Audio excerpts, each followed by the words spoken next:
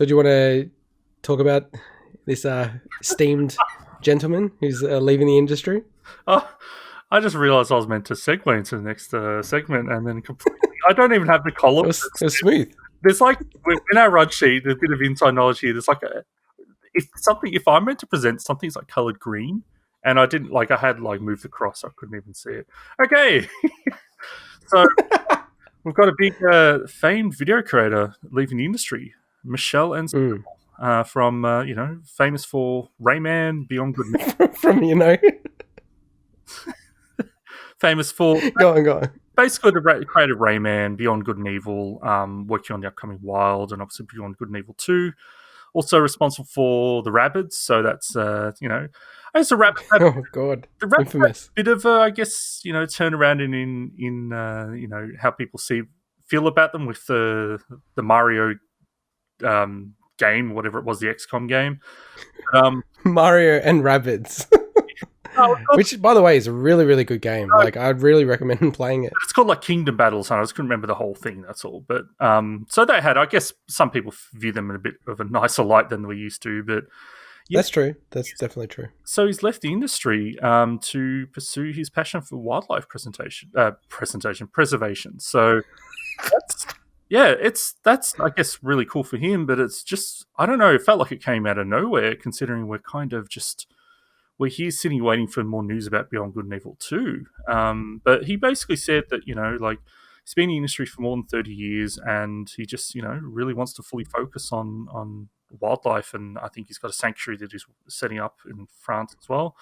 But the Ubisoft also, I guess, put out a statement and Sal himself said about those games that he's been working on that, that essentially the teams are now very autonomous and the projects are doing really well and that, we should be seeing some stuff soon. So for anyone that's worried, You know that.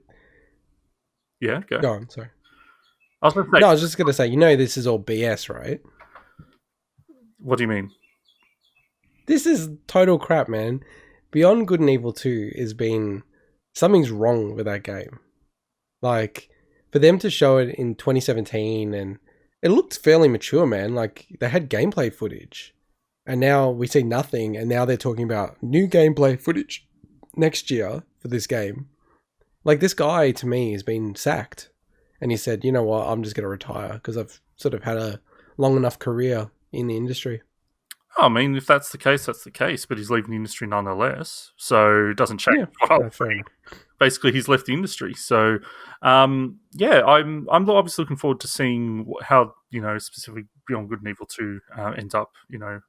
Yes, what it is these days. But good on him for I guess making a change, whether or not he was did it voluntarily or not. If he's really wants to get into that, I wouldn't be surprised if at some point he does come back into the industry, maybe with his own studio. It feels like he's the kind of personality that might do that and work on some smaller independent titles. It just wouldn't surprise me if that happens. But if this is truly the change, then all the best for him. Yeah, who he reminds me of, and I don't know that much about him or the guy I'm about to talk about, but I've seen interviews and heard them speak. But he reminds me of Lorne Lanning, the guy behind Oddworld. And like we didn't mention that, yeah, there is a new Oddworld title coming out to PS5. But I don't know, they sort of like they give me the same kind of vibes, and I totally agree with what you're saying that I could imagine in 5 years' time or 3 years' time he comes back with his own studio and he's making a game and the whole wildlife thing is put out to pasture. Yeah, I think it's either way. It seems like I've always loved the games that I've played of his. Love Rayman 2, Rayman 3, Beyond Good and Evil as well. Even the King Kong game that he worked on with Peter Jackson, that was actually pretty decent. So I'm looking forward to what happens.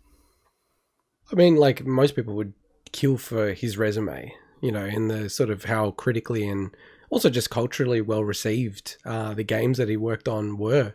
I mean, even like up to Rayman Legends, like that's an awesome game. Like that's a really, really cool game. And for that to be essentially now his last game that he saw to the end, I think, yeah, great career. Like he's done a great job. But I do think he'll come back. And I think that there's probably a lot of stuff going on behind the scenes with Beyond Good and Evil 2, which is kind of like what drove this whole decision to come out. All right, well, let's get into a new style of segment that I've